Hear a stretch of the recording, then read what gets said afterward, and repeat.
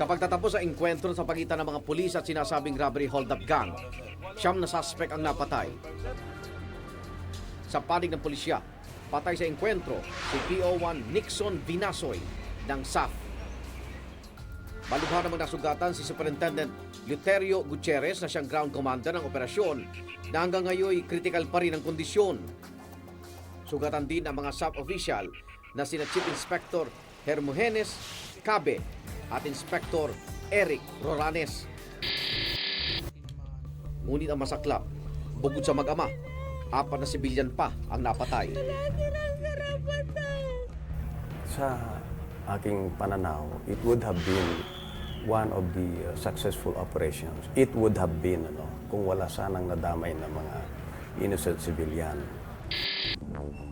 At tulad ng mga bakas ng bala ng baril na naiwan dito sa Sampaguita Street, tila ang engkwentro ay nag-iwan din ng maraming katanungan. At una na rito, kanino galing na baril ang tumama sa mga sibilyan? Mahigit 80 ang tama ng bala sa sakyan ng mga debera. Talagang marami siyang shots. Papaloob dun sa passenger compartment, sa windshield, sa ceiling, and would you believe it, even doon sa roof rack. Lumalabas raw na sa loob pa lang ng sasakyan ay nabawian na ng buhay si Leah dahil sa matinding tama niya sa ulo. So, nag-damage yung brain, and that's very critical, at very extensive yung fractures niya. Ngunit kung sino raw ang naglabas sa bata, nanatili raw na isang palaisipan. Lumalabas naman na matinding tama sa likod at ulo ang ikinamatay ni June. Base dun sa findings sa kanya, pinaputukan siya nung siya ay nakayuko na at apparently parang nagtatago na at least 2 times. Kasi merong 2 tama na consistent doon sa posisyon niya. Hindi naman matukoy kung itinutok nga ang baril na ipinutok sa ulo ni June. Kasi by the time nakita ko siya, inayos na yung sugat, yung iba tinahi, tinapalan, tapos nga may nag-autopsy ng iba, na-embalm na siya, at meron tayong interval. May possibility na mga pulis ang nagkamali na ito pala ay kasama sa mga hold-uppers. Yung naman mga hold-uppers, pwede namang akala nila ay isasakyan yun ng mga pulis na umaatake sa kanila. Kaya binaril din nila, no? Ayon sa Napolcom, lumalabas na sa plano pa lang ay may sabit na ang operasyon. Nakita namin na maaaring may pagkukulang ang paghahanda ng police operation sapagkat walang blocking force doon sa likod ng pinangyarihan. Meron sa harap sa pagpasok, subalit doon sa likod ay wala at doon nang galing yung De Vera father and daughter. Paliwanag ng PNP, konektado rito ang pagkakabaril kay Superintendent Gutierrez. Kasi they act on the basis of commands kung saan sila madideploy, kung anong gagawin nila, kung sila may puputok o hindi puputok. Dahil yun mismo team leader ay tinamaan agad Kaya walang nag-direct nung operation on the ground.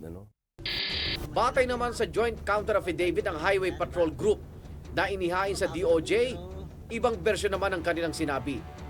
Sinubukan raw pigilan ng 2 nilang tauhang nakadamit sibilyan ang pagpasok ng sasakyan ni June. Ngunit maaaring binaliwala raw sila ni June o sadyang hindi sila nakita.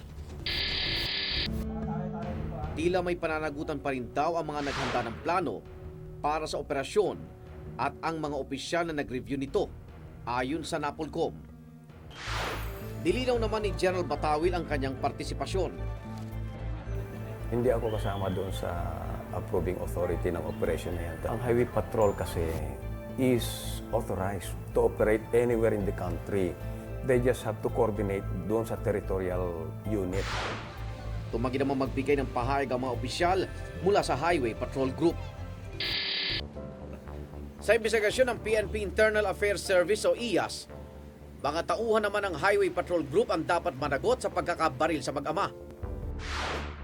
8 sa kanila sinampa ng kasong serious neglect of duty at grave misconduct ng IAS Prosecution Division.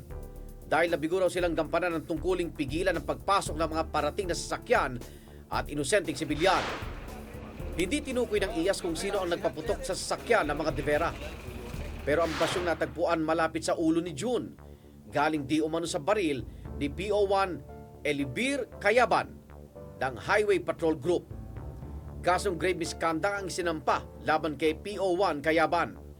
Sinampahan din siya ng kasong dishonesty dahil sa pagsisinungaling di umano sa kanilang joint affidavit tungkol sa kanilang pwesto. Damay sa kasong ito ang 8 niyang kasamahang pumirma sa nasabing joint affidavit.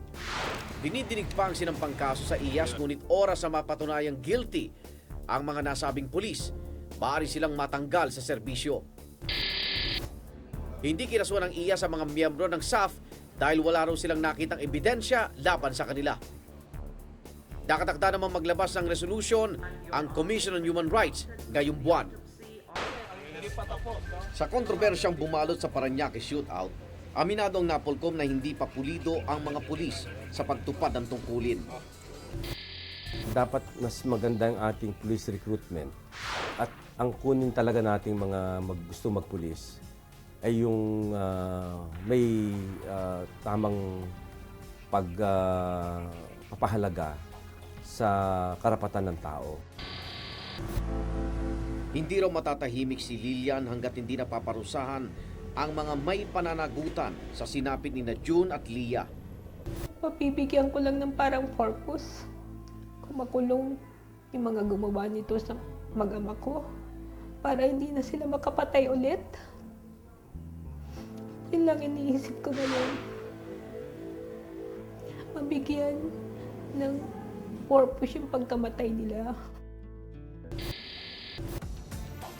Sinampanan ni Lilian ang kasong multiple murder sa Department of Justice ang mga pulis na di umano'y may kinalaman sa pagkakabaril sa kanyang mag-ama. Kabilang sa mga kinasuhan si General Batawil na Regional Director noon ng NCRPO, ang mga opisyal at miyembro ng Special Action Force at ng Highway Patrol Group. They participated in a legitimate operation and that yung buhay nila ay nasuot din sa panganib. No? They had been denying na sila ang nakabaril doon sa innocent civilians. Kaya dapat bigyan sila ng due process kasi sila ay nagpapatupad lamang ng batas. No? Umaasa naman daw ang mga operatiba na sila'y mapapawalang sala. Ang in-expect ng mga pulis natin, including me, is na maabsuelto tayo dito sa kasong ito. At kung mayroon man ang isa o dalawa o sino man ang may responsibilidad doon sa pangyayari na yan, na mapatunayan ng mga testigo ay dapat managot. Ngunit sa paggulong ng investigasyon sa DOJ, unti-unti raw niyang sinusubukang makapagsimulang muli. Baon ng pag-asang makakamit niya ang hustisya. Alam mo, kahit sa kanila, hindi ko minisyon ang mangyari dito sa kanila kasi ang sakit-sakit eh. Kahit nung paso pumatay sa mag-ama ko, I don't wish any email to them. Kasi ang sakit. Hanggang sa susunod na Huwebes, ako naman Arnold Clavio. Ang mga tanong ng kahapon, sisiya sa atin ngayon, dito sa Case Unclosed.